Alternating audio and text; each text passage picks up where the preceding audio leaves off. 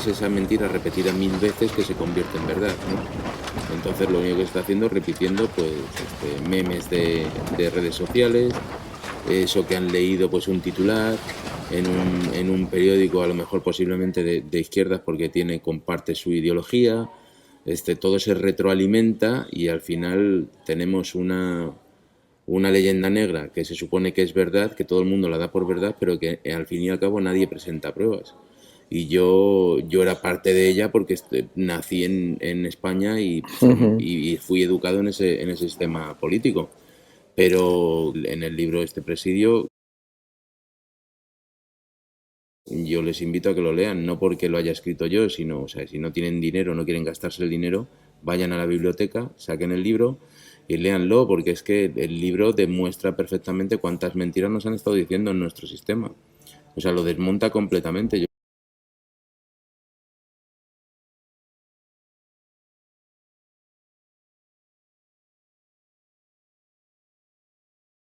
Muy buenos días, muy buenas tardes, muy buenas noches, dependiendo de la hora en que nos sintonicen dentro de la maravillosa hispanidad. Estamos con Jorge Luis García Ruiz, una persona que hace un trabajo exhaustivo y extraordinario sobre un territorio que, habiendo sido español y formando parte de la hispanidad, es desconocido para la mayoría del público. Cuando digo desconocido no es que no sepan dónde está, sino que no sepan la historia de ese territorio tan enorme y tan inmenso, ¿no?, que hoy forma parte de los Estados Unidos de América. Jorge Luis ha hecho una labor extraordinaria y hoy lo vamos a entrevistar precisamente porque es muy importante conocer algo más de ese territorio que, ya digo, ¿no?, tenemos hoy al norte de México, pero que tiempo atrás una parte muy importante del Mississippi para la izquierda prácticamente formó parte de la monarquía hispánica, por tanto de la hispanidad. Jorge Luis, es un placer tenerte aquí y poder entrevistarte. Yo he leído tu libro y hay una cosa que me ha llamado la atención, bueno, muchas cosas me llaman la atención, pero de cara a la gente que nos va a ver, ¿te importaría centrarnos un poco? Es decir, cuando tú hablas de la frontera norte, ¿a qué te refieres? A la frontera norte que se dio en la conquista de aquellas tierras cuando Hernán Cortés conquista el México Tenochtitlan. La frontera norte está muy al sur, justo al norte de Ciudad de México, pero con esos 300 años de evolución que tuvo la monarquía hispánica en esos territorios, pues la frontera norte se fue moviendo al norte y no tiene comparación a nada que haya en la actualidad, porque luego también al mismo tiempo la frontera se movió hacia el sur, ¿no? Cuando ya entran los norteamericanos allí, hay un dicho que tienen los tejanos, les dicen: yo no crucé la frontera, la frontera me cruzó a mí. Cuando entraron los norteamericanos, tomaron parte del territorio y los tejanos españoles o mexicanos se convirtieron en tejanos norteamericanos. Estadounidenses. ¿De cuántos kilómetros cuadrados estamos hablando, más o menos? ¿En dónde? De lo que hoy, o sea, de lo que, tomando como referencia de frontera, lo que hoy es México. Ajá. Y lo que se perdió, ¿no? Lo que se perdió, pues no sé decirte la cantidad, pero sí sé que es aproximadamente un 54% del territorio de la Nueva España. Del territorio mexicano. Sí. Cuando vemos las películas del oeste, siempre hemos relacionado las películas del oeste como algo muy americano, ¿no? Sí. Y evidentemente, bueno, pues es algo muy americano. Pero ayer yo me hacía una pequeña listita y yo me preguntaba, a ver, en las películas del oeste hay una serie de elementos que son prácticamente que se repiten, ¿no? Que son muy, muy de las películas del oeste, ¿no? Que son los vaqueros, que son los indios, que son los colonos, que es el pueblo, que es el ganado, que son los ranchos. Esto que entendemos como algo absolutamente estadounidense, previamente tenía ya unos inicios. Sí. Entonces, ¿dónde surge todo esto que, sin embargo, luego hemos considerado tan estadounidense? Bueno, es que lo que hay que entender es que es un constructo. El ¿no? vaquero, no existe. El vaquero americano, realmente, ¿cómo surge el vaquero americano después? Lo que estaba diciendo pues es que no existe realmente, porque ni tan siquiera describe la realidad del vaquero norteamericano. Entonces, los que tenemos ya cierta edad, yo no llegué a ello, pero hay gente que tenía mucho cariño por las novelas de Marcial Lafuente Estefanía. Entonces hay una serie de elementos que Marcial Lafuente Estefanía incluía en todas sus novelas porque eran identitarios ni tan siquiera del territorio, sino de lo que él quería expresar, que es la vida de los vaqueros norteamericanos y el Far West. Pero es que en las películas siempre se ponía antes un cartelito que decía: cualquier parecido con la realidad es pura coincidencia. Y lo ponían por algo, porque realmente esas películas no tienen nada que ver, por supuesto, con la frontera española, ni tan siquiera con la realidad de los estadounidenses. No, se inventó bastante en las películas, se usó mucha imaginación, y ya cuando el público empieza a reconocer esos elementos básicos, como pues a John Wayne, ¿verdad?, montado a caballo con su sombrero y como siendo un tío duro de frontera, un vaquero de frontera, pues eso ya se repite, pero evidentemente eso no sucedió. En cuanto a si ya identificamos las realidades del territorio, pues tenemos que los vaqueros en realidad son principalmente de origen novohispano, ya fuese antes de la independencia o posteriormente ya mexicanos. El famoso charro mexicano, que es herencia del charro español, evidentemente, pero un poco más recargado en decoraciones y en vestimentas, y eso lo veo yo allí mucho porque trabajo con un museo que se llama el Museo Brisco, y tenemos sillas de montar de todas las épocas, y entonces las mexicanas las identificas perfectamente porque están muchísimo más recargadas que la sobriedad castellana que hubo en los primeros años. Entonces ese es el precedente de lo que son los verdaderos vaqueros, el charro español y el charro mexicano, que realmente por luego en los Estados Unidos no seguían siendo gente emigrada del sur. Tenemos la idea, pero muchas veces únicamente era el dueño del rancho, que sí era muy rubio, pero el resto de la gente que tenía trabajando eran mexicanos. ¿El equivalente al fuerte sería el presidio? Al fuerte no, es que son dos conceptos que no tienen que ver uno con el otro. El presidio es un grupo de soldados, es como una compañía, un batallón, un pelotón, es una definición que se hace a un grupo de soldados, que lo que hace es defender el territorio en la frontera. Este grupo de soldados, en el caso español y en el caso de los Estados Unidos, son reclutados con familia, porque la función principal de ellos va a ser poblar el territorio, ni tan siquiera defenderlo. La principal va a ser poblar el territorio con sus familias. Se establecen pueblos para extender la frontera al norte, y lo que se requiere pues es de gente que, ya que va a poblar, pues también lo defienda el territorio.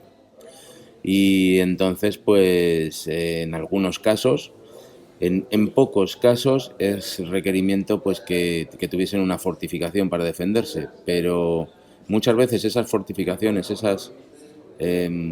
hay un presidio que podemos tomar, que siempre se toma como ejemplo, que es el presidio de la Bahía del Espíritu Santo, que es una reconstrucción que hicieron los norteamericanos en época moderna. No tenemos muy claro que fuese así como es en la actualidad. Este tipo de presidio tiene unos edificios, pero tiene una valla defensiva extremadamente grande. ¿Por qué? Porque realmente la valla defensiva no servía para los indios, no servía contra los indios. Pero una vez que cerrabas puertas, lo que hacías es evitar, porque el indio escalaba el muro y saltaba dentro, lo que hacías es evitar que te robase caballos o que te robase vacas. Entonces esa valla tan impresionante que tenemos en ese presidio y en otros, pues es más que nada para evitar que se lleven cosas, porque el indio más o menos lo que hacía era siempre atacar por la noche para robar pues, animales o cualquier otra cosa. No había que defenderse de un ejército numeroso ni de un ejército europeo con cañones. Entonces pues las cosas van en ese sentido. La mayoría de las construcciones eran casas que eran prácticamente inexpugnables, porque cuando se hace un buen ladrillo de adobe, y lo construyes entrelazado en dos, lo que decían entonces, dos pies de muro, pues eso es inexpugnable para los medios que tuviesen los indios. Podían agarrar un palo por allí y se podían tirar 3 días intentando abrir el muro de adobe, o sea, pero no. Entonces el soldado presidial se metía en su casa con su familia, cerraba las ventanas de madera, el tejado pues era de teja española, ¿no? Y desde la ventana pues era un suicidio para los indios, porque desde las ventanas diferentes pues tenían que defenderse, disparaban arcabuzazos, como lo decían ellos. Y eso era el mejor sistema, no necesitaban un fuerte. Pero claro, es tan desconocida esa parte de la historia española, primero porque todo lo que es antiguo no tenemos, nunca hay suficientes documentos, siempre queremos más. Tenemos muchos, pero nunca hay suficientes documentos. Y luego no han sido estudiados, no han sido publicados. Entonces lo que se ha hecho gracias a Hollywood pues es que aquellas películas de Errol Flynn montando los fuertes en medio de la llanura, imaginásemos que, claro, porque si los americanos hacían esto, pues los españoles deberían hacer algo parecido.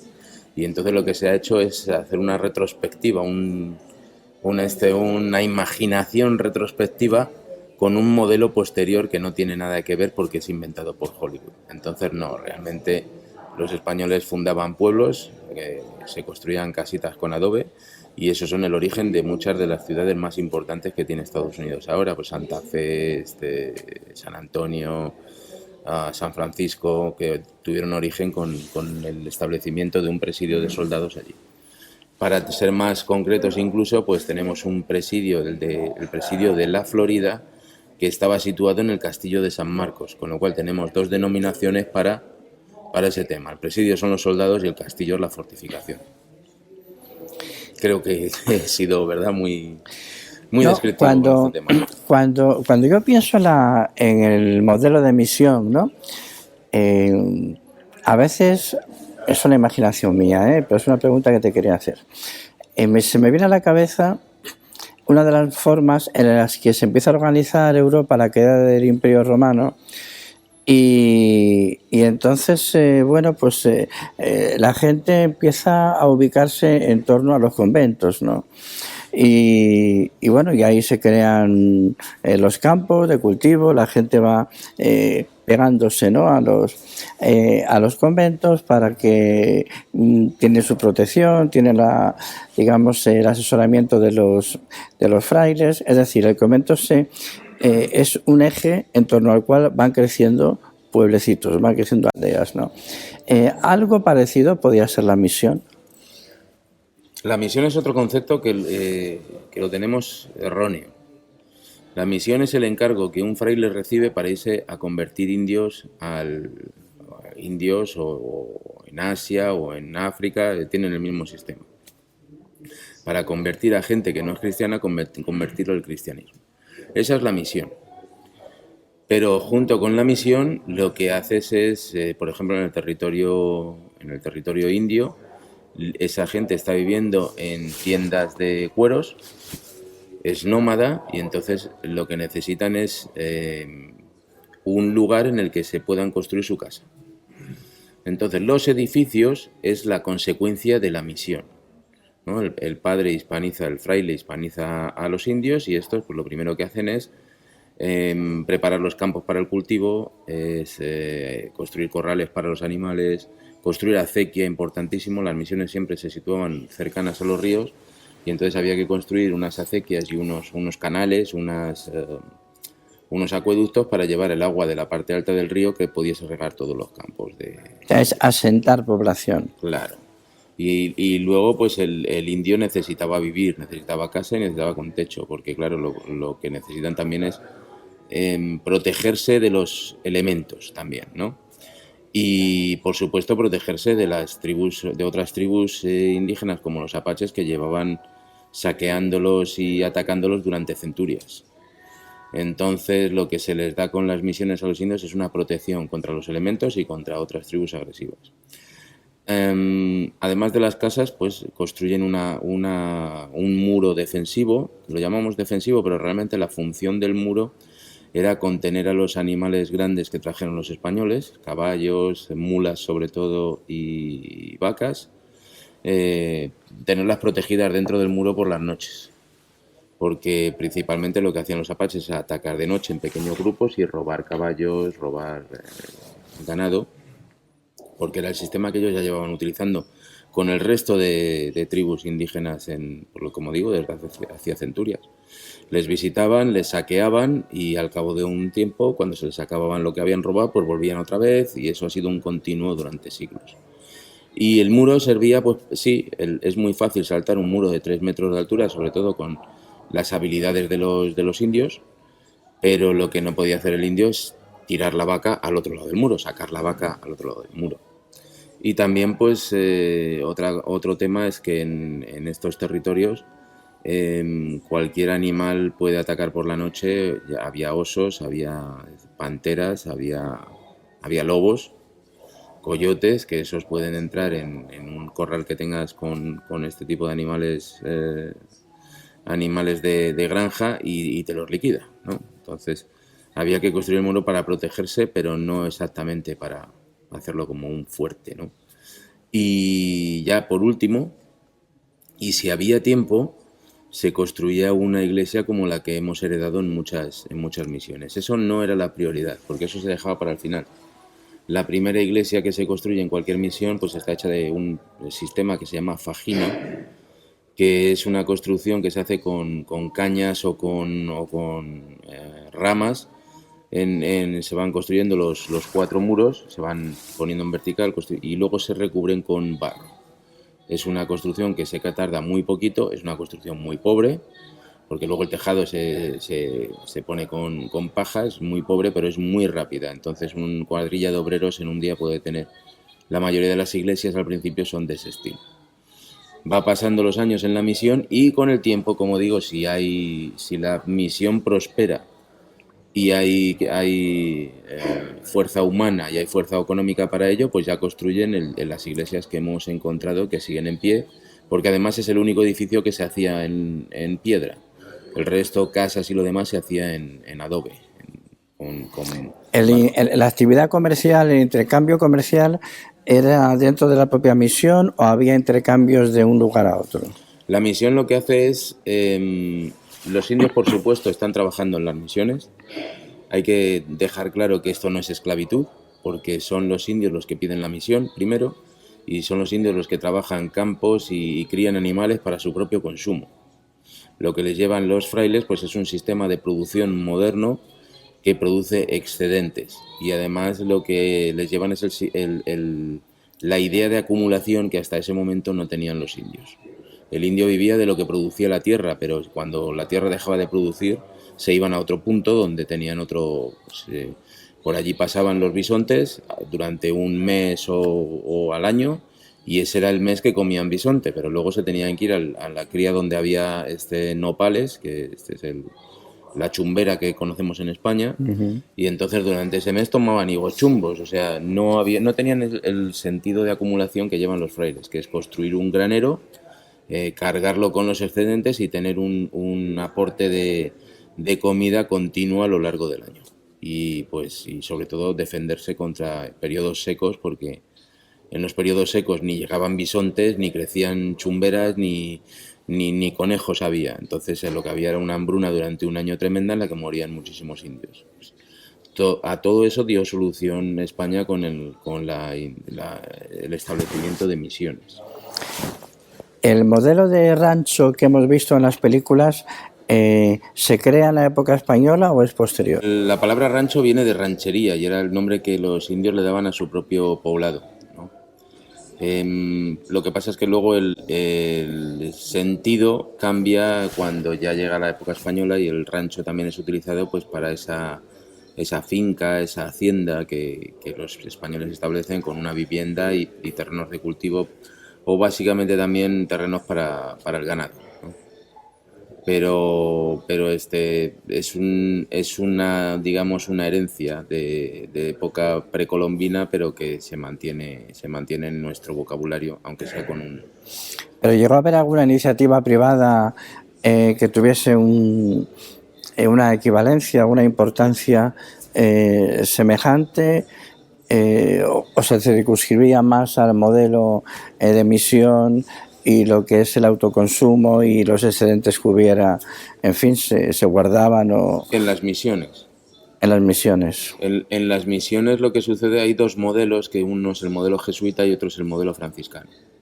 Entonces el modelo jesuita sí hace más comercio con los excedentes que se crean en las misiones, es un sistema más de producción, porque el modelo jesuita lo que hace es, con los beneficios económicos que les da, que intenta ser un sistema independiente, con los beneficios económicos que les da una misión, van estableciendo más misiones y acaparando más territorio.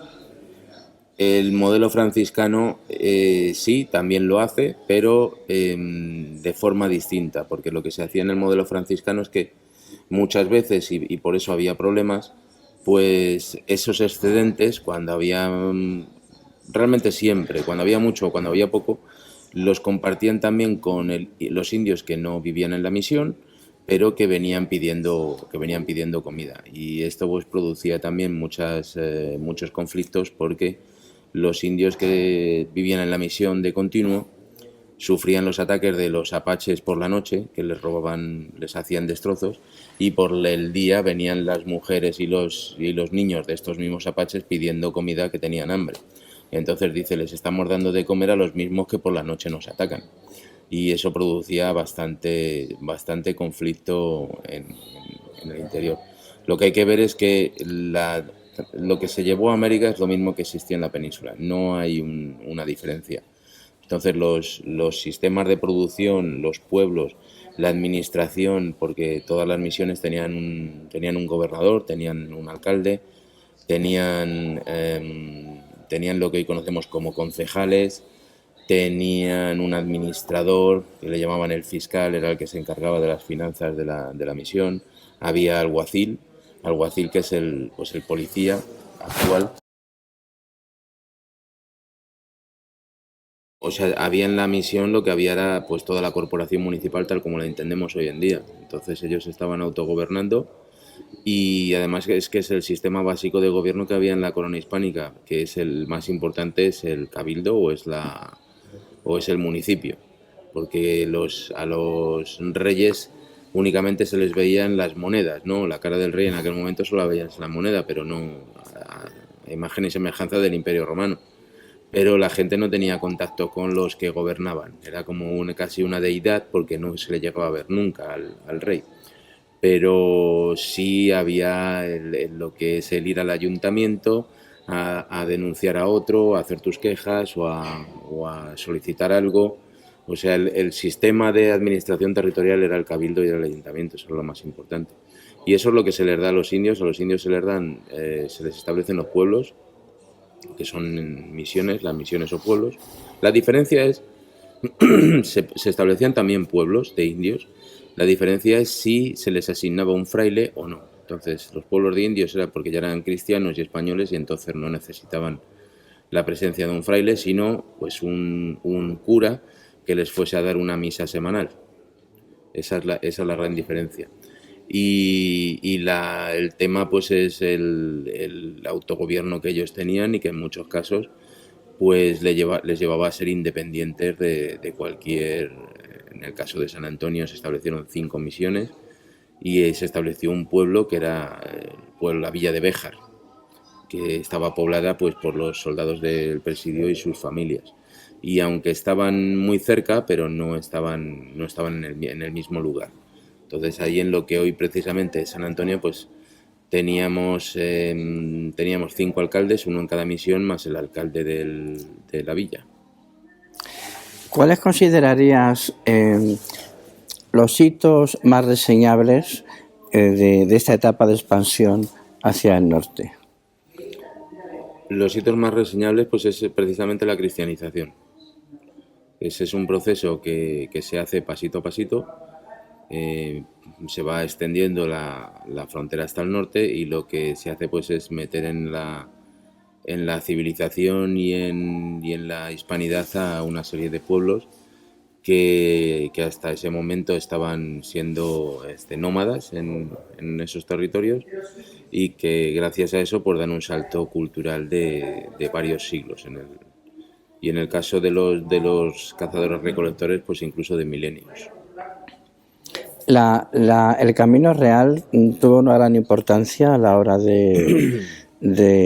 bueno, no solamente de dirigirse uno para otro, ¿no? Sino para comunicarse, para tener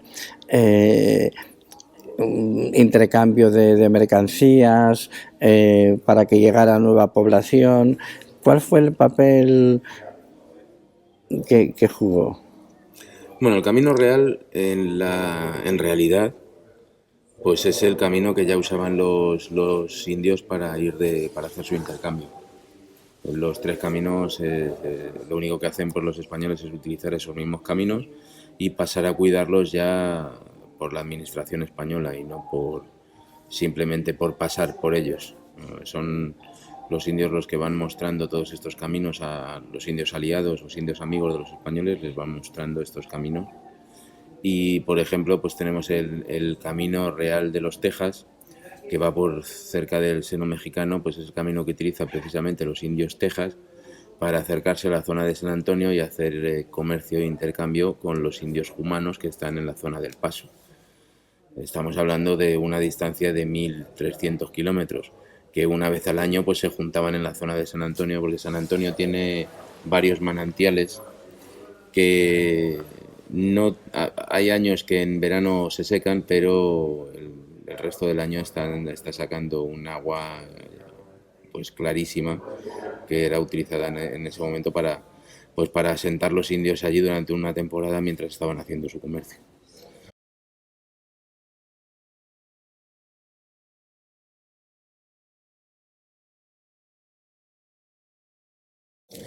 El camino real de tierra adentro, que también se conoce como Santa Fe, pues era el camino que utilizaban los indios pueblo para bajar a comerciar con los aztecas. Entonces, gran parte de la obsidiana, de la malaquita, del lapislázuli que llegaba a México llegaba de la zona del Nuevo México, de la zona que hoy es Albuquerque, y incluso hay un pueblo que se llama Madrid, allí al sur de Albuquerque, que tienen ya varias minas ya abandonadas, pero hay varias minas que se dedicaban precisamente a eso, a la extracción de piedras de estas de colores. Evidentemente hablar de los indios es una generalización, ¿no? Porque cada uno era de su padre y de su madre, como pasaba con el resto, ¿no? Pero si tuvieras que hacer una clasificación por el criterio que tú creas oportuno, ¿no?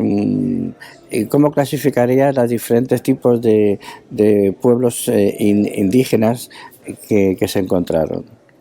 Pues es bien fácil porque las puedes clasificar en distintos niveles culturales. Tenemos el más alto, que podría estar en los aztecas y los mayas, incluso otras civilizaciones anteriores que ya no estaban cuando llegaron los españoles, como la que construyeron el complejo de Teotihuacán, al norte de Ciudad de México actualmente. Y luego pues tendríamos un segundo escalón, que podría ser los indios pueblo, que están a ambos lados del Río Grande en su parte norte, que estos indios pues ya construyen casas en adobe de varias plantas, tienen regadíos, los documentos hablan de que cultivan de todo tipo de cosas. Conocen el uso del algodón, por supuesto de la cerámica, el uso del algodón, que lo tiñen, que hacen mantas o sea, es digamos un segundo escalón. Después podemos tener a los pueblos nómadas como apaches y comanches y estos que aunque siguen siendo nómadas y cazadores recolectores, pero están en un punto quizá más elevado. Y finalmente pues tenemos pueblos como guachichiles y chichimecos, que pues están prácticamente en el Paleolítico. Son cazadores recolectores en un primer estadio, y estos pues incluso como no tienen otro aporte proteínico, pues están comiendo a los pueblos a los pueblos enemigos, cazan para comer. ¿Se produjo algún tipo de alianza especial con alguno de los pueblos? Como, por poner un ejemplo, como los tlaxcaltecas en Mesoamérica. Sí, porque España llega con muy poquitos efectivos. Tampoco la diferencia tecnológica es tan abrumadora como para que se consiguiese una ventaja en el campo de batalla sobre los pueblos. Y prácticamente pues lo que hay que hacer, lo que hizo Cortés desde el primer momento, es alcanzar acuerdos y alianzas con otros pueblos locales. Cortés, la primera que alcanza es con los tlaxcaltecas, la más importante, a pesar de que los tlaxcaltecas pues en primer lugar son enemigos. No hay batallas con los tlaxcaltecas hasta que estos ven que pueden tener más ventajas haciéndose aliados de los españoles que desventajas. Y ya una vez que se llega a la zona de Tenochtitlan y hay otras naciones más, como por ejemplo los otomís, que fueron luego claves, que se alían con los españoles. Una vez que ya se conquista el Mexico Tenochtitlan, se va hacia el norte y encontramos en los documentos que en las guerras chichimecas, en la guerra del Mixtión y la guerra chichimeca, en el ejército de aliados que llevan los españoles, principalmente son los otomís los que llevan la fuerza que pacifica a los chichimecos, pero encontramos que por supuesto hay tlaxcaltecas, pero también hay aztecas, o sea, bueno, aztecas, mexicas, ¿no? Si entendemos los aztecas como los gobernantes del territorio, los mexicas que vivían en el México Tenochtitlán, a pesar de haber sido enemigos acérrimos de los españoles, luego son aliados en la conquista norteña. Sí, sí, sí.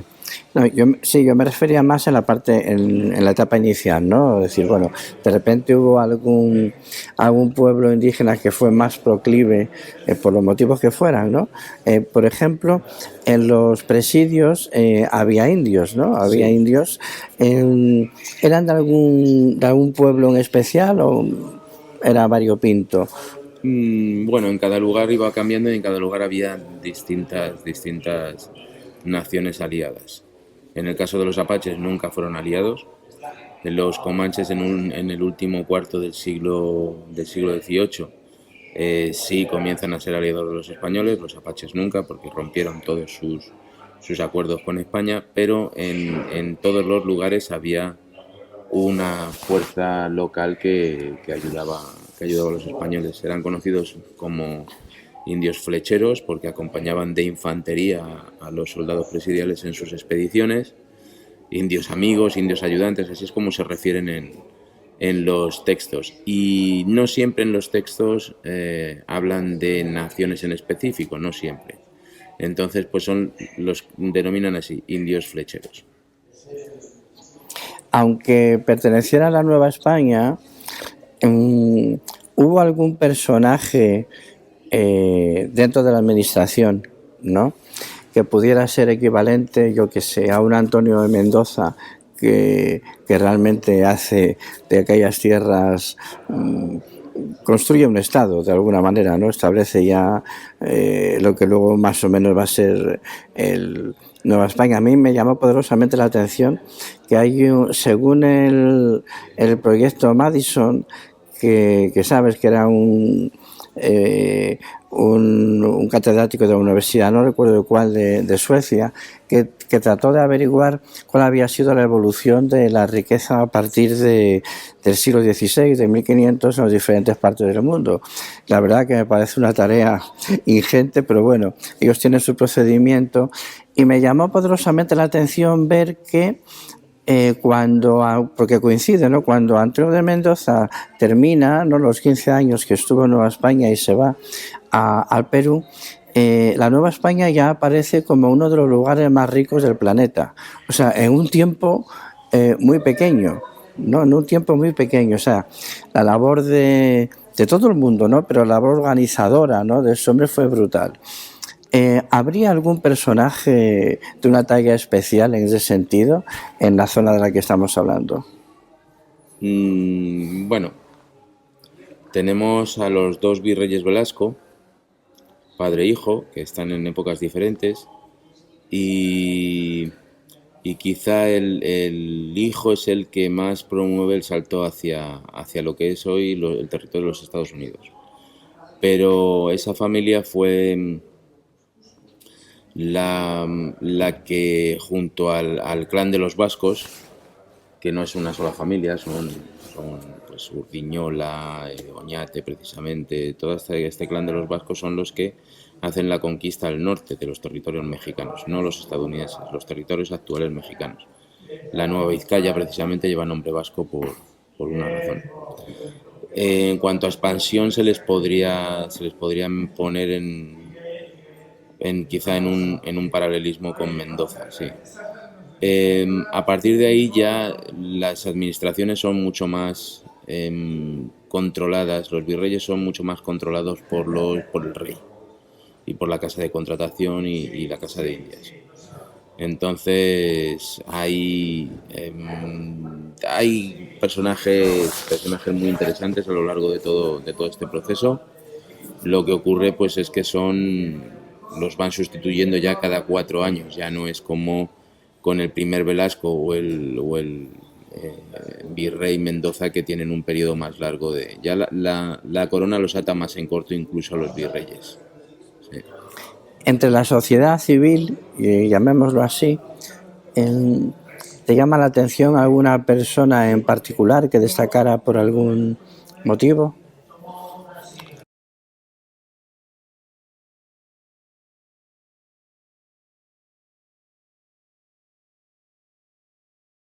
Pues civiles, toda la sociedad. Realmente no hay. Porque la lista de personajes que hicieron aquello es interminable. Los hay mejores, los hay peores, pero es interminable. O sea, básicamente pues todo el que se fue a hacer aquello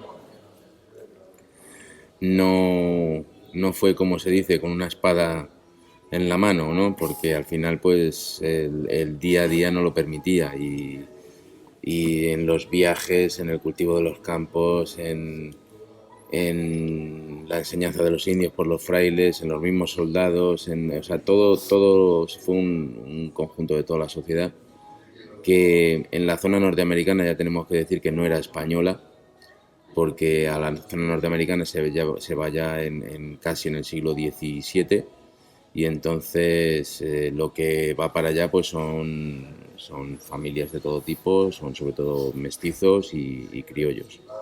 Entonces esa conquista del norte la hacen los americanos, los españoles americanos, podemos decir así. Pero no se puede uno fijar en alguien en concreto. O sea, la mayoría eran novohispanos. Sí.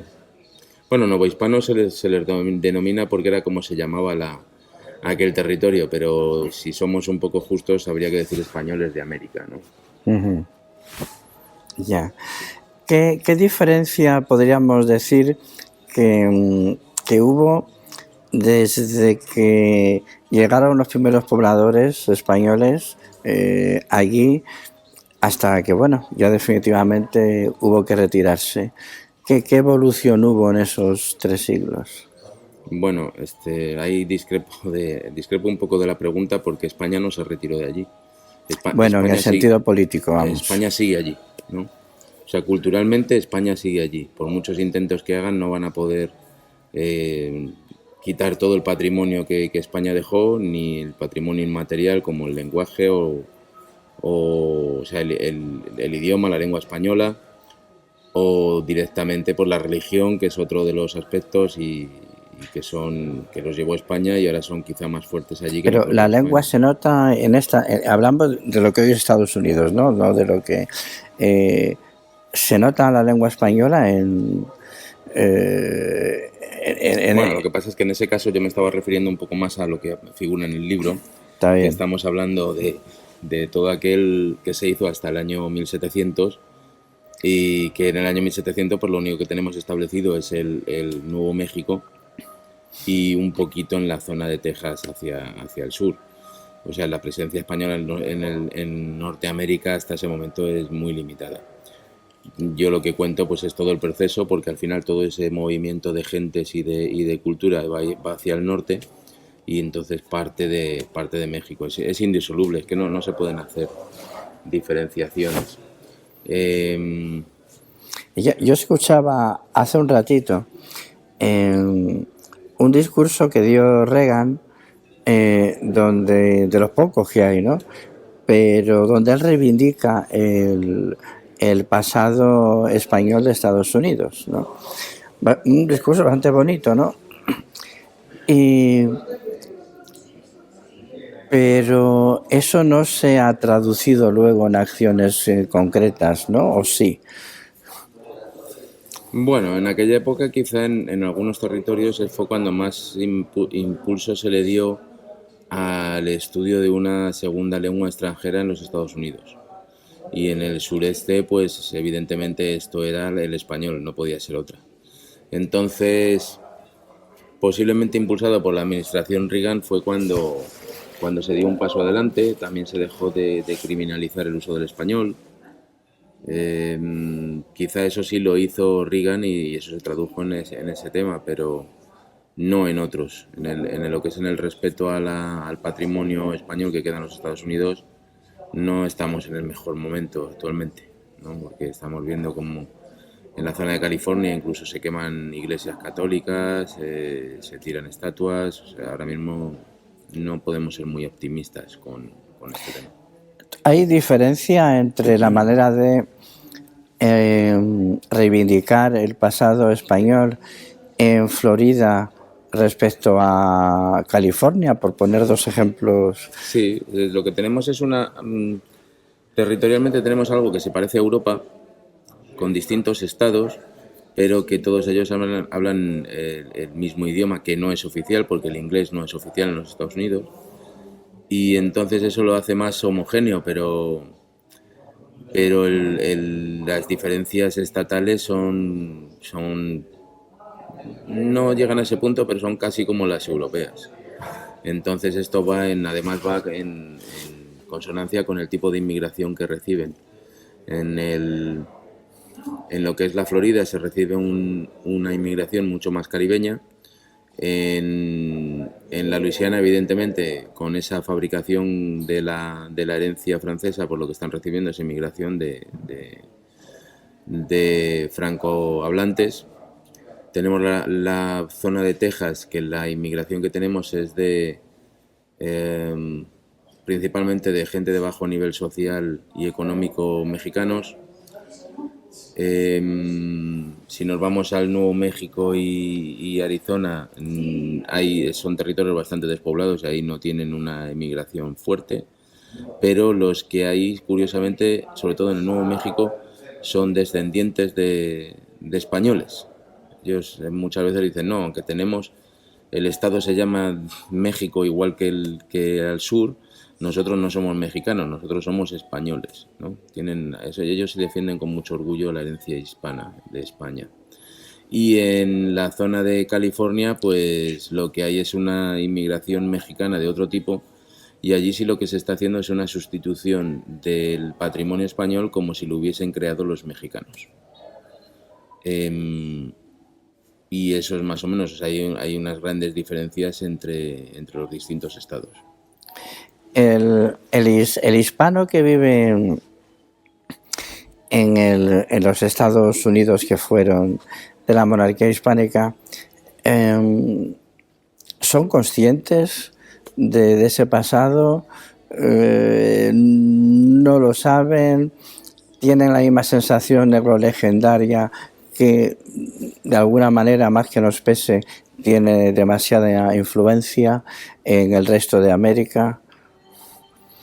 Y ya, por redondear la pregunta, en Florida, bueno, pues tienes San Agustín, tienes que parece que sí reivindican ese pasado y sienten orgullosos. La epopeya del fuerte Mosé y todo lo que supuso para los que venían de Carolina y tal, lo reivindican. Pero, sin embargo, seguimos por poner un ejemplo de dos estados conocidos, ¿no? California tira las estatuas de Fray Junípero Serra, ¿no? Pues al final la pregunta, ¿cuál era? La pregunta sí, son dos. Porque me he perdido. Sí, perdón. sí, disculpa. La primera es, claro, porque cuando esas cosas suceden es porque también, de cierto modo, aquellos que deberían defenderlo se lavan las manos o incluso lo apoyan, ¿no? Es decir, la pregunta primera era, ¿los hispanos que viven ahí son conscientes de la herencia que tienen detrás? ¿Les da lo mismo? ¿Son negros legendarios como, en fin, Sí. como tanto que abunda? El principal enemigo que tiene la hispanidad son precisamente los hispanos, no son los anglosajones. Quizás los anglosajones sí están fomentando eso, pero digamos que la hormiguita obrera que está socavando ahora mismo la hispanidad pues son los hispanos. Y esto tiene una explicación más o menos fácil, y es que la leyenda negra, en este caso anglosajona, evidentemente porque la fomentan los Estados Unidos, aunque también hay muchas diferencias porque no hay que pensar que los Estados Unidos son ingleses, hablan inglés, pero la cantidad de gente de distintos orígenes que hay en Estados Unidos quizá hasta hace sombra al emigrante británico. Entonces, esto lo que han hecho ha sido fomentar la leyenda negra entre los hispanos, pero ellos no han sido afectados por las supuestas agresiones de los españoles, que lo que han hecho con los mexicanos es decirle, vosotros tenéis que estar en contra de los españoles porque ellos hicieron todas estas cosas malas, ¿no? El anglosajón no las sufrió, sí las sufrió el mexicano, y entonces él las interioriza y es el que más ataca a la hispanidad. Es lamentable, pero es así. No, es que estamos enfrentando enemigos que no tienen ni una sola bandera ni tienen una sola cultura o una sola intención. O sea, es que estamos siendo, pues como hice en la presentación, que incluso Rusia ha apretado el acelerador todos estos años con la leyenda negra. Entonces tenemos enemigos en todas partes, no solo en un bando. Y el problema es que cuando te enfocas en uno, pues los demás despiertan. Aquí yo le veo muy difícil solucionar esto mientras en España los distintos gobiernos no tomen medidas en ello y empecemos en el sistema escolar a contar la historia de España, no solo en América, pero la historia de España como es, sin ninguna orientación política, y eso no veo que vayamos en ese sentido, vamos en el contrario. Mientras en las escuelas en España se siga contando lo que se cuenta, no hay nada que hacer, porque yo sí he hecho el recorrido, de la izquierda española en la que crecemos todos, y he hecho el recorrido de abandonar cualquier ideología política porque lo que se está contando está totalmente corrupto y tergiversado. Pero claro, eso es una evolución personal que yo he sufrido. La mayoría de la gente en España no la está sufriendo, no ha despertado. Hay un hecho que cuando fue director del Instituto Cervantes, John Juaristi, él comentó algo, no recuerdo si lo comentó, no, lo comentó después de dejar el cargo, ¿no? Que siendo el director del Instituto Cervantes, llegó una representación de unos pueblos indios, ¿no? Pero indios de Estados Unidos. No recuerdo el nombre de estos pueblos indígenas, que vinieron para que en las reservas donde ellos estaban, el Instituto Cervantes, hubiera algún centro, porque ellos eran conscientes de que habían hablado español en los tiempos pretéritos y tenían cierto, digamos, resentimiento en torno a lo que es el anglosajón de Estados Unidos, y preferían hablar otra lengua que no fuera el inglés, porque la lengua propia había ido degenerando, ya no era la que era, y además la que era actualmente ya no les servía para comunicarse con otros pueblos indios que antaño sí se podían comunicar, y entonces pedían recuperar el español. Parece ser que todavía chapurreaban algo del español. Desafortunadamente, el gobierno de entonces no apoyó la propuesta. ¿De qué año estamos hablando? Aznar, esa era una de las legislaturas en la que estuvo el Partido Popular, ¿no?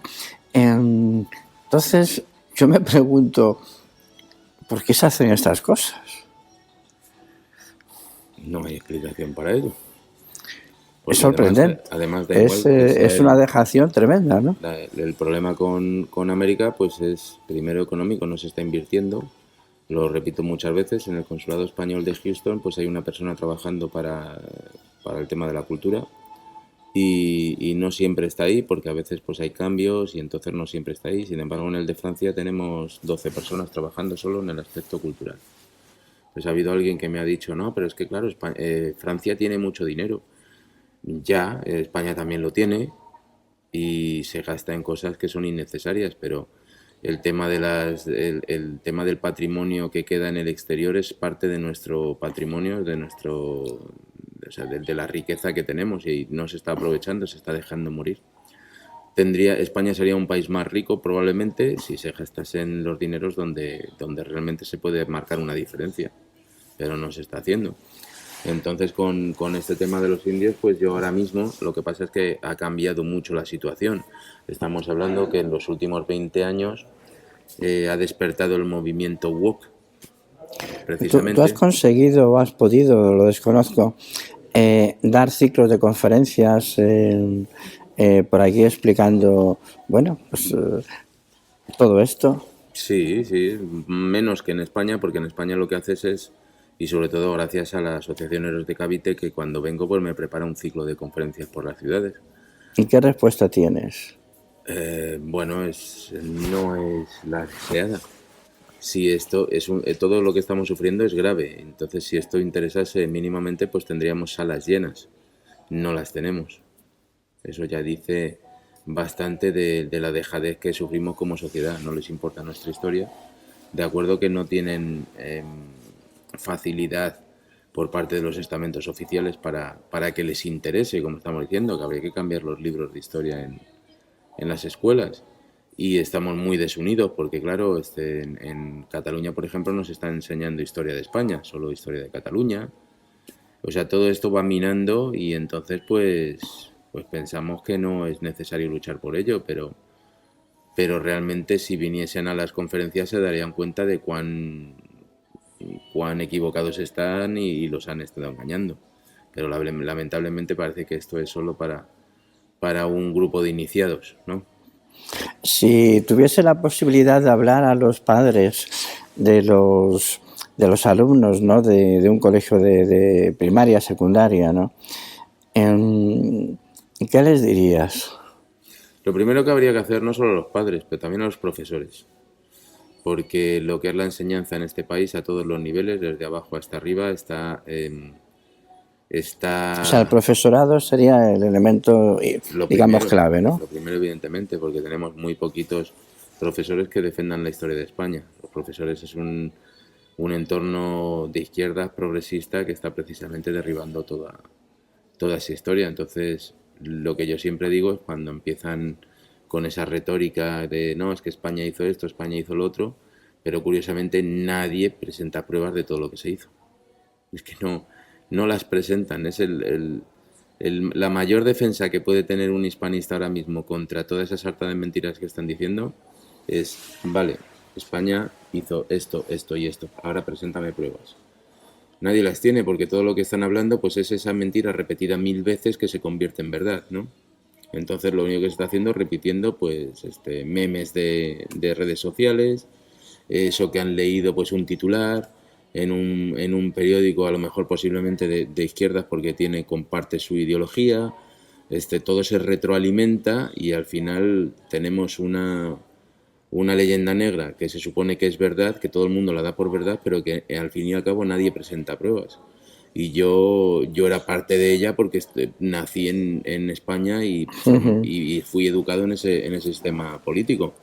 Pero en el libro este presidio yo les invito a que lo lean, no porque lo haya escrito yo, sino, o sea, si no tienen dinero, no quieren gastarse el dinero, vayan a la biblioteca, saquen el libro y léanlo, porque es que el libro demuestra perfectamente cuántas mentiras nos han estado diciendo en nuestro sistema. O sea, lo desmonta completamente. Yo lo único que he hecho ha sido reunir los 200 documentos que me han caído en mis manos, que consideré más importantes, los he puesto en un libro y es que desmontan la leyenda negra paso a paso. O sea, es una herramienta perfecta. Pero hay que leerlo. Si los pocos que lo compran lo dejan en la estantería y no lo leen, o la gente no directamente lo descarta porque dice esto es historia de España, pues no nos interesa. O sea, no es una actividad que se va a retroalimentar eternamente y nadie va a saber nada de historia. Profesores, padres y finalmente alumnos, ese es el camino. Tu relato, tu libro, que no es un relato, pero digamos que tus conferencias, lo que transmites en tu libro, ¿cómo notas, qué receptividad notas dentro de lo que es la sociedad española? Pues poca, por lo que acabo de decir, porque no se lee. Es que tenemos la costumbre... ¿A qué se debería, si tienes una idea? Según tu... A la nueva sociedad, que no tiene tiempo, que no considera importantes las cosas importantes, que vamos solo a lo rápido. Claro, tienes un libro y este es un libro medido de aproximadamente unas 400 páginas, pero si no tienes tiempo de leerte un capitulito al día o a la semana, pues entonces ya, pues si lo único que tienes es tiempo para el teléfono, pues entonces es un verdadero problema que el que tenemos como sociedad. Hemos creado una sociedad de gente que inculta, ignorante, y no lo digo como insultos, pero es como una constatación de la verdad. O sea, no han pasado por la escuela, pero no se les ha quedado nada. Y yo como maestro y como profesor lo digo porque tengo alumnos allí en el sistema americano que funciona igual que este, a los que directamente no les puedes quitar el teléfono en la clase. Entonces están más pendientes de su teléfono, de vídeos de TikTok y de YouTube, más que de la clase que les están dando. Pero claro, al final tú también como profesor tienes que sobrevivir y tienes que dar tus clases y no vas a estar de niñera cuidando y regañando a los niños en la escuela. Esto es así. En la divulgación de tu libro, ¿notas apoyo? Sí, lo noto, como he dicho, por parte de la Asociación Héroes de Cavite y de la editorial EDAF, que es la que ha publicado este año el libro. Lo he notado mucho en este viaje, en esta gira de conferencias, pero es tremendamente difícil llenar una sala. Es un tema que debería ser muy importante porque es parte de la hispanidad y nos cuenta la historia real, no esas mentiras que nos están contando y que ya de mentira pasan a insultos, pero las salas deberían estar llenas y sin embargo pues lo que hay son grupos de iniciados que vienen a los que no, ya por otra parte no tenemos que convencer porque ya están convencidos de que realmente esto es así. Fíjate, tú ten en cuenta que el desconocimiento de nuestra historia es tan brutal que ni siquiera la participación y la aportación de España en la independencia de Estados Unidos hasta hace muy poco era desconocida, yo creo que por el 99% de la gente, y dudo que haya un 1% que tenga una idea razonablemente clara. A lo mejor les suena alguna cosa y tal, ¿no? Pero no se ha conocido nunca y sorprendentemente no se ha conocido porque es que en el colegio tampoco nos lo contaban. Uh-huh. O sea, porque del colegio uno aprende lo que aprende, pero por lo menos saca unas ideas que más o menos luego uno tiene sentadas en la cabeza, ¿no? Y esas ideas que tienes sentadas en la cabeza, muy poca gente después las profundiza luego en su vida. Cada uno sigue su camino, su profesión, su tal y tal. Y entonces, claro, el desconocimiento es brutal, ¿no? ¿Cómo para tener una idea razonablemente interesante de lo que fue la aportación española previa al apoyo a la independencia de Estados Unidos, ¿no? Que es la época en la que estamos hablando fundamentalmente, ¿no? Entonces, claro, hay un problema ahí impresionante, ¿no? Que además ahora se va a agudizar porque ya prácticamente no va a conocer nadie nada, ¿no? Toda una persona que esté en un colegio, no digo yo aquí, en Perú le dices quién eran los reyes católicos y te dirán quiénes, esos quiénes eran, porque posiblemente no lo sepan, ¿no? Entonces, claro, luchamos contra un plan, porque yo no lo puedo definir de otra manera, un plan que es literalmente desenraizar a la gente, ¿no? Cuesta mucho trabajo, ¿no? Entonces, ciñéndonos porque a mí tu libro me parece espectacular, te lo digo honestamente, ¿no? Es un libro espectacular. Este libro hay que comprarlo, este libro hay que leerlo. Y lo digo de verdad. Se ve que detrás de este libro hay un enorme trabajo, hay mucho trabajo, hay mucha investigación, hay muchos kilómetros. En fin, hay mucho ahí, ¿no? Hay mucho ahí, ¿no? Y hay que apoyarlo, ¿no? Entonces, en los círculos académicos españoles, se han acercado a ti, alguien más allá de Héroes de Cavite y de EDAF, que es la editorial con la que ahora has publicado, ¿no? Se han interesado, han tratado de ver, oye, ¿qué podemos hacer con esto? Pues no, la verdad. Círculos académicos no. Algún académico, pues sí se acercaba. Ayer en Salamanca, pues tenía profesores de la Universidad de Salamanca que llegaron y llegaron a la... Perdón, ayer no, antes de ayer. Llegaron a la conferencia y estaban interesados y se llevaron el libro, pero eso no a título personal, porque es que esto sigue siendo una batalla entre izquierda y derecha, no entre anglos y españoles. Esa es la gran batalla que tenemos. Es una batalla política entre izquierda y derecha, y como esto, supuestamente la historia de España y la historia de América es para autores afines a la derecha, pues la izquierda como que lo denosta. Pero lo cierto es que yo lo que he analizado era cómo se estaban haciendo las cosas en las universidades, en la Universidad Española, y he querido hacer algo distinto. Porque hasta ahora lo que se ha hecho en las universidades pues es fomentar y así es, y a alguien le causará urticaria, pero es fomentar el corta y pega, y entonces todo se publica como si fuesen tesis doctorales, y esas tesis doctorales lo que hacen es citar y recitar a otros autores, y yo lo que he hecho ha sido, no voy a utilizar para nada una bibliografía existente, lo que voy a hacer es ceñirme únicamente a los documentos originales. El libro no tiene fuentes secundarias, es solo fuentes primarias. Entonces, claro, eso desmonta cualquier cosa que se está haciendo ahora en la mayoría de las universidades con un sesgo político tremendo de parte de la izquierda, básicamente, que son los que... Entonces, pues, ni está ni se la espera, ¿no?, a la ayuda académica de las universidades en este país. Pues bueno, si alguna vez alguno... En Estados Unidos hay una asociación hispanista que es responsable, yo creo que prácticamente al 100%, de que se reconociera la figura de Bernardo de Gálvez, ¿no? Y que se colocara su cuadro en el Congreso, que es Legacy. No sé si la conoces. Hispanic Legacy. Sí. Sí, la conozco por redes, nadie se ha puesto en contacto conmigo. No sé si les interesará o no. Yo hace ya creo que unos buenos años, unos 7, 8 años, con la primera investigación que hice allí en Texas, que averigüé que el nombre de Texas no viene de una palabra indígena, sino que viene del árbol tejo. Les mandé la investigación que yo había hecho, que ya en aquel momento causó impacto, y la gente a la que se les presentó, claro, como es tu primera investigación, pues este chaval, bueno, ¿qué ha hecho? Se lo ha inventado. Ya cuando llevas, como yo llevo, 14 libros de investigación en la zona de presidios, en la zona de Norteamérica, con presidios, con misiones, pues ya lo que dices se te toma más en cuenta.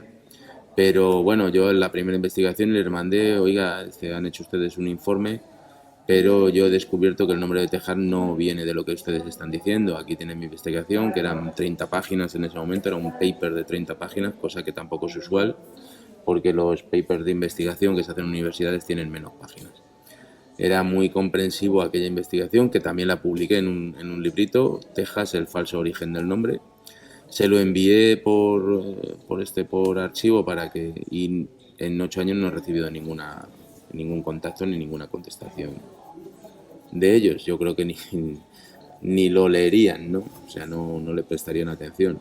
Entonces el problema también es que estamos muy desunidos y no remamos en la misma dirección, pienso yo. Cuando dices muy desunidos, ¿a qué te refieres? Porque España tradicionalmente hemos sido reinos de taifas en todo lo que nos hemos planteado. Ahora hay mucha gente que le gusta ser cabeza de ratón y no cola de león. Y yo creo que ya se define todo con eso, ¿verdad? Sí, sí, es algo quizá un poco inevitable, ¿no?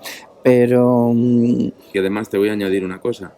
Los países que no tienen esa visión de las cosas son hoy los que están al frente del mundo, que tienen una fuerte nacionalidad, y estamos hablando, por ejemplo, de Francia, de Inglaterra, de los Estados Unidos. Son países que tienen una fuerte nacionalidad y están a la cabeza del mundo. En cambio, sobre todo los mediterráneos, España, Italia, pues que andamos siempre pegándonos por nimiedades en lugar de remar en la misma y no nos perdamos a Alemania, ¿no? Que Alemania igual, pues Alemania es otra potencia, pero en España siempre estamos peleándonos entre nosotros en lugar de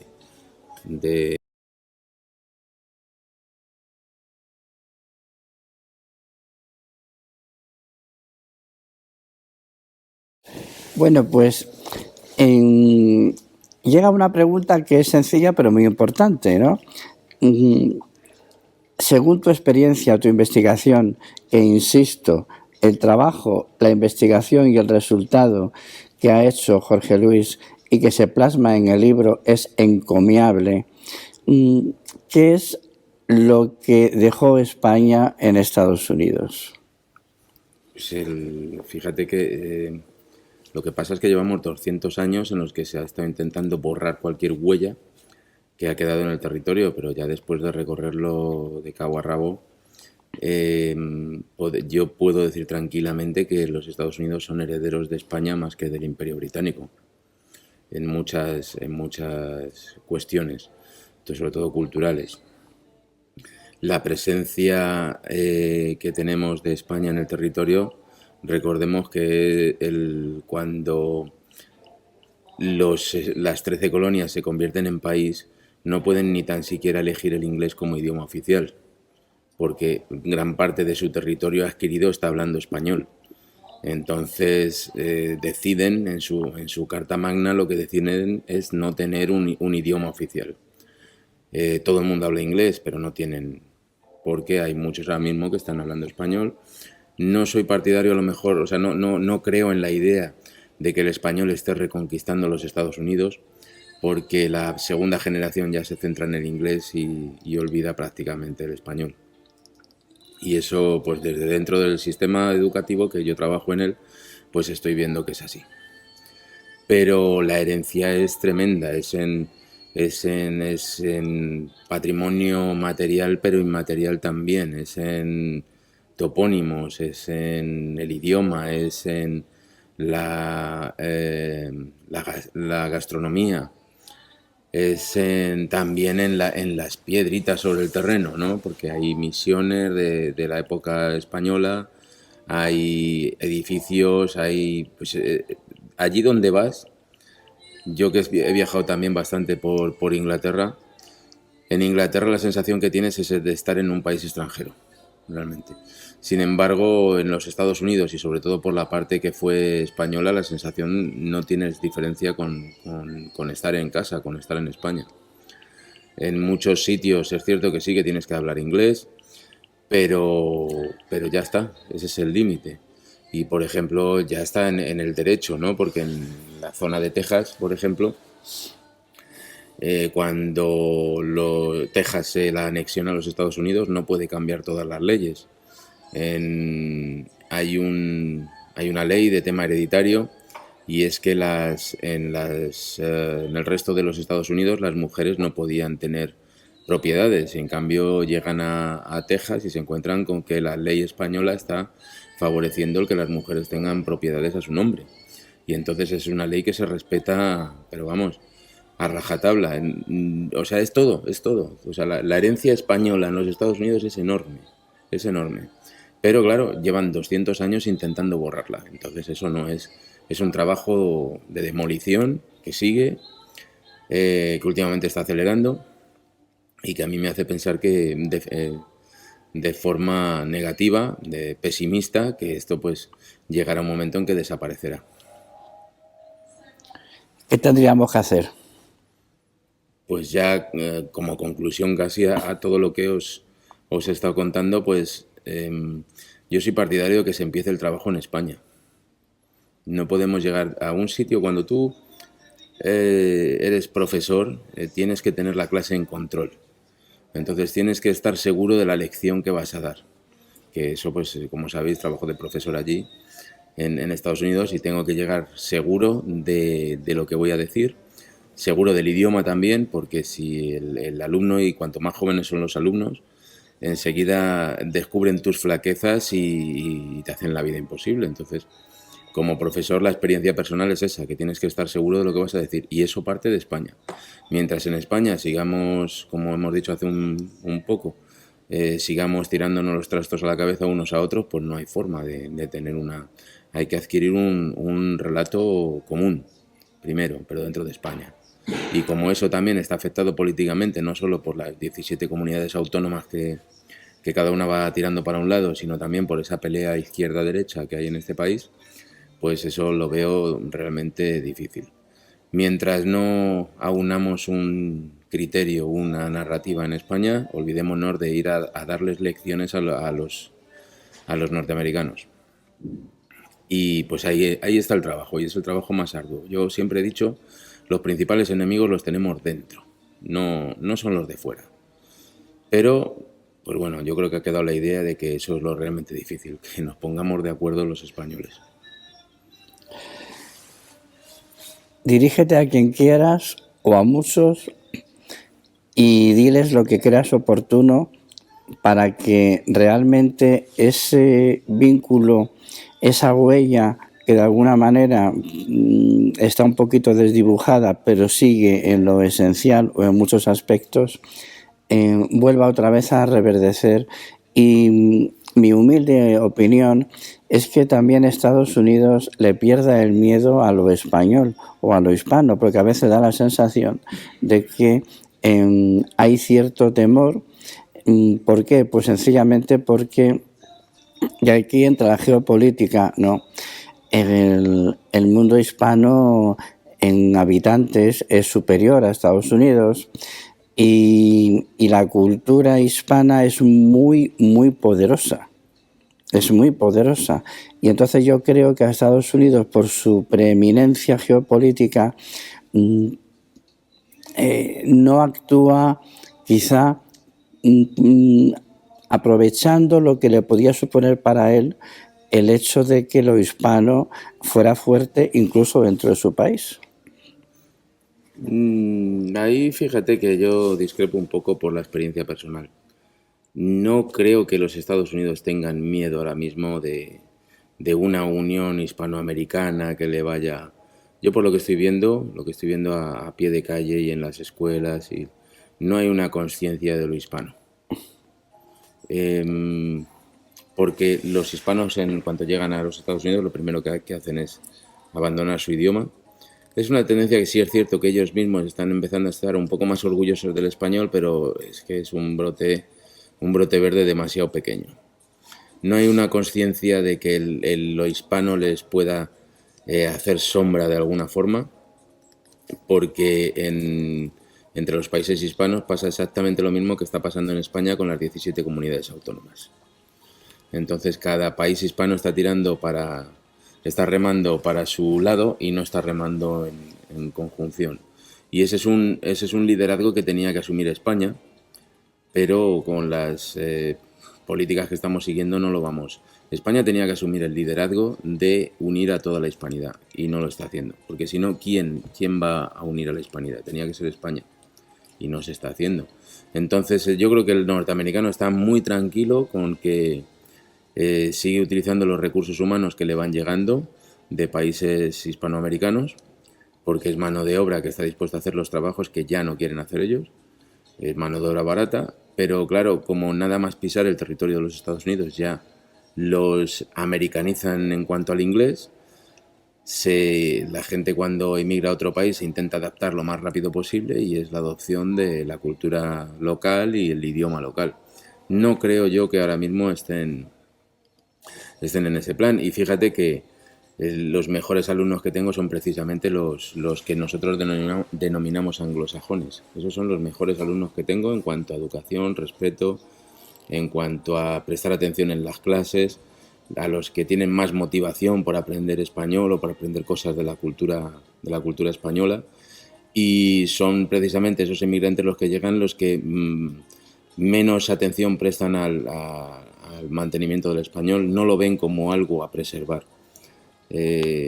Y pues como les he dicho hace un minuto, es que el trabajo hay que hacerlo primero, hay que hacer los deberes en casa. Si ya desde por la mañana no hacemos la cama, pues ya el día puede continuar muy mal. Entonces desde casa hay que empezar a hacer los deberes, llevarlo todo muy bien preparado, y entonces es cuando se pueden hacer otras cosas. Se puede conquistar el mundo, pero si desde casa vamos mal, o sea, es lo que les pido a todo el mundo, pues es que volvamos a los libros.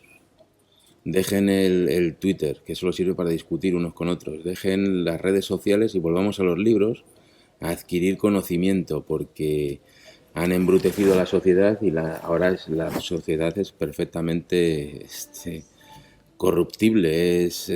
La puedes manejar, la puedes manipular a tu gusto. Entonces lo que hay que volver es a los libros. Y tenemos un defecto los hispanos, ya sea de un lado o del otro, que es que nos creemos más listos que nadie.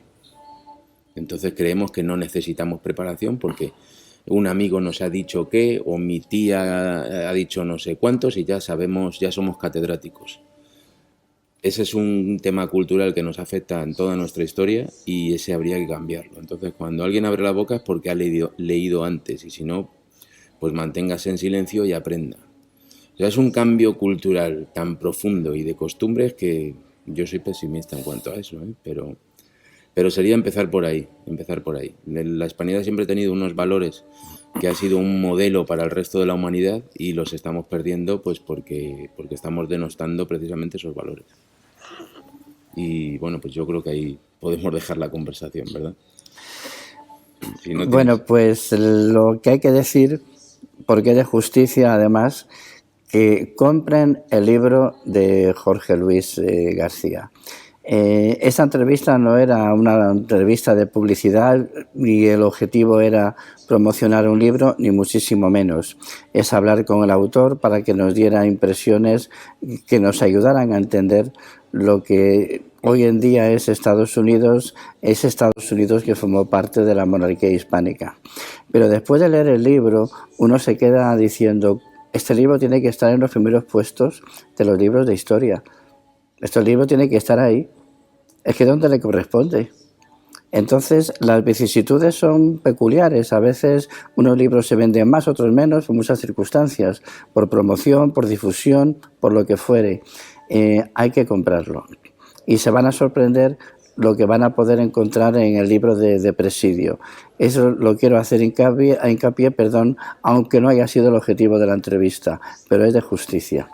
Y nada más, porque el que tenía que hablar ya habló, y lo habló muy bien. Muchísimas gracias y nos vemos en otra oportunidad.